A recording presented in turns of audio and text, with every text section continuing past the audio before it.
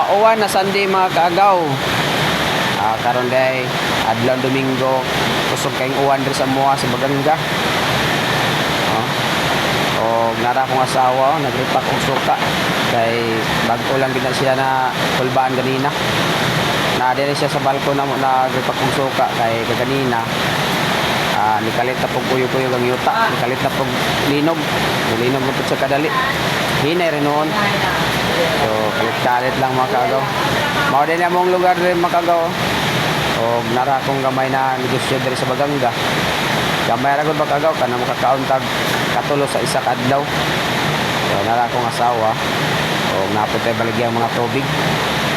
So ko lang ta kanunay mga kaagaw na unta wala nay mga katalagman na mabot sa tuwang kinabuhi o sa atong lugar na unta safe na tayo tanan.